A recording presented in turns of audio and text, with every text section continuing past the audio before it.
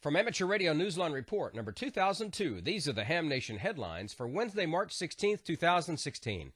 A few weeks back, we reported on the donation to the USS Indianapolis Memorial Museum of a rare RCK World War II receiver by Doug Christensen, KG5KSG of College Station, Texas. Here's an update. We're happy to report that the radio, manufactured by the E.H. Scott Company in 1944, has been received in Indianapolis by the volunteer ham operators at the USS Indianapolis Memorial Radio Room. Chuck Christ, W9IH, the volunteer coordinator for the radio room, explains the significance of this rare find. In the 1940s, the USS Indianapolis carried two different types of float planes, and it would launch these airplanes with a catapult off of the deck of the cruiser. Now, that was the problem. They had to be able to talk to the pilots in that airplane, which were working on a frequency somewhere between 115 and 156 megahertz, or megacycles in those days.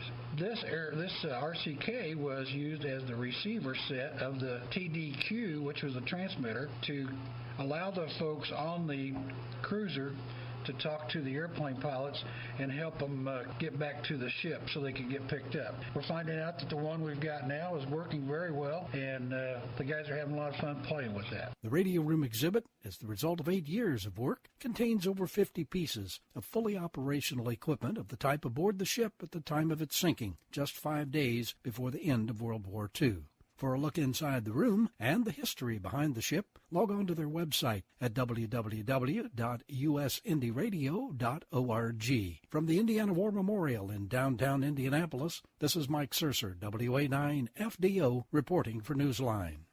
The year-long National Parks on the Air program is a great opportunity to fill your log with contacts and fill your brain with some history, as we hear from Jim Dameron in 8TMW.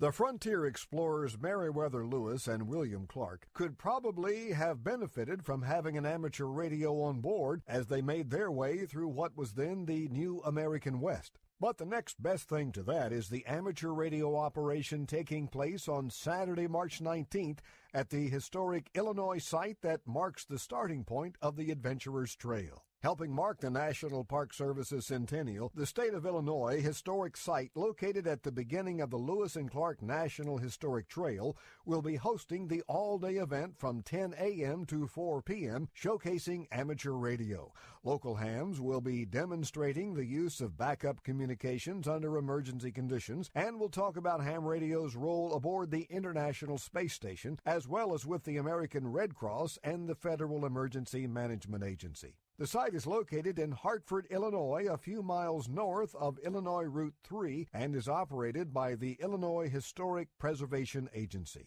On March 19th, however, it will be operated by hams instead. To find out more, go to www.arrl.org/NPOTA. While de-expeditions to far-flung exotic corners of the earth are fun for those participating on either side of the pileups, there's a lot more to it than just the trip and the contacts. Forget for a moment all those QSL cards generated by the recent Intrepid DX Group de-expedition through the Falkland Islands. There's another kind of bounty, one that's likely to be more long-lasting.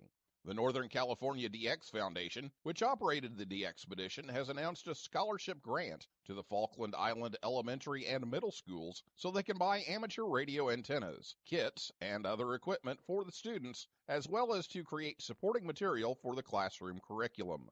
The foundation credits David Collingham, K3LP, with doing the groundwork while in the Falklands, meeting with school administrators, teachers, and government officials as the team worked the bands recently in its South Sandwich and South Georgia operations.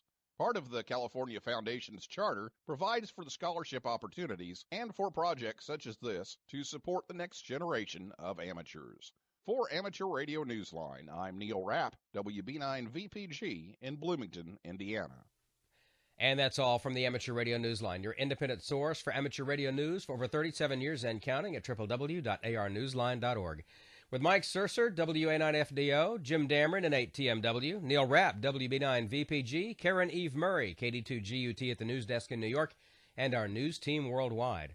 I'm Don Wellbanks, AE5DW, saying 73. We'll see you next time here on Ham Nation.